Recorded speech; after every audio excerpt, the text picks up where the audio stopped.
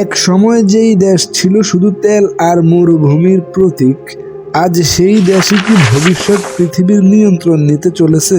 কি এমন ঘটেছে সৌদি আরবে, যেই দেশ এক সময় নারীদের গাড়ি চালানো পর্যন্ত নিষিদ্ধ করেছিল, আজ সেই দেশেই কথা বলতেছে কৃত্রিম বুদ্ধিমত্তা, স্মার্ট সিটি আর মহাকাশ দখলের? প্রশ্ন একটি, এটা কি শুধুই উন্নয়ন, নাকি ইতিহাসের সবচেয়ে কৌশলী ক্ষমতা দখলের প্রস্তুতি?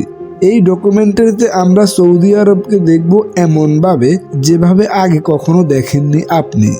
সালটা ছিল 1932। মরুভূমির মাঝখানে জন্ম নেয় একটি রাজ্য, সৌদি আরব।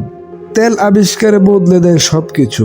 কালো সোনার বদলতে এক রাজ পরিবার অপুরন্ত সম্পদের মালিক হয়। কিন্তু প্রশ্ন হলো, এই তেল কি চিরদিন থাকবে? 20 শতকের শেষ দিকে সৌদির নেতারা বুঝতে পারেন তেল নির্ভরতা মানেই ভবিষ্যৎ অনিশ্চয়তা। একটা দেশ দাঁড়িয়ে আছে সময়ের মুখোমুখি। 2017 সালে এক যুবরাজ হঠাৎ বদলে দেন পুরো রাজনীতি। নাম যার মোহাম্মদ বিন সালমান। বয়স তার মাত্র 30-এর কোটায়। কেউ তাকে বলে সংস্কারক, কেউ বলে নির্দয়ী ক্ষমতা লোভী। কিন্তু এক বিষয়ে সবাই একমত, তিনি সৌদি আরবকে আর আগের মতো থাকতে দেবেন না।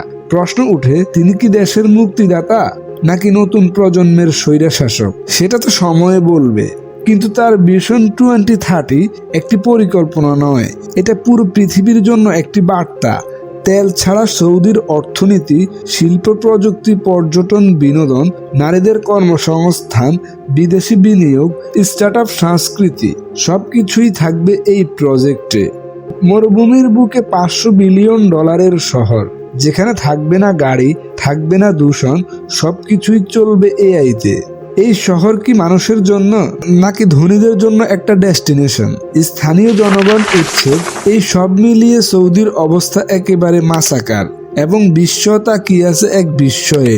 পাবলিক ইনভেস্টমেন্ট ফান্ড, বিশ্বের সবচেয়ে শক্তিশালী sovereign world fund, Apple, Google, Uber, FIFA, সৌদির টাকা এখন সর্বত্রে। অর্থাৎ সৌদি সব কোম্পানিতেই টাকা লাগিয়ে রেখেছে। ফুটবল ক্লাব কিনা, গ্লফ টুর্নামেন্ট দখল, স্পোর্টস সাম্রাজ্য, সবকিছুতেই এখন সৌদি বিনিয়োগ করতেছে। ইসলামের সবচেয়ে পবিত্র দুটি শহরের রক্ষক, কিন্তু একই সাথে কনসার্ট, সিনেমা, নাইট এন্টারটেইনমেন্ট। এই দ্বৈরথ কি টিকে থাকবে? ঐতিহাসিক বনাম আধুনিকতা, যে প্রশ্ন কেউ প্রকাশ করতে চায় না। সৌদির ইসলাম কি বদলে যাচ্ছে?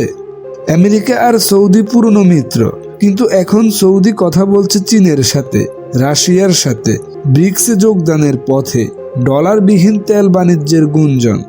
এই সব কিছুই সৌদিকে এখন অনন্য উচ্চতায় নিয়ে যাচ্ছে। কিন্তু এর সাথে সাথে ইসলামও ঢাকা পড়ে যাচ্ছে।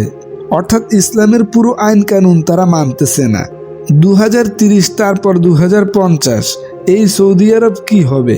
একটি আধুনিক মুসলিম সুপার পাওয়ার, নাকি প্রযুক্তি নির্ভর নজরদারি রাষ্ট্র? তবে সৌদি আরব আর আগের মতো নেই, এটাই সত্য। মরুভূমির বালি আজ আর নীরব নয়। এখান থেকেই হয়তো লেখা হচ্ছে পরবর্তী বিশ্বের ইতিহাসের অধ্যায়। প্রশ্ন শুধু একটাই, এই উত্থান কি পৃথিবীকে বাঁচাবে, নাকি শুধু সংঘাতের জন্ম দেবে? তবে সময় তার উত্তর দেবে।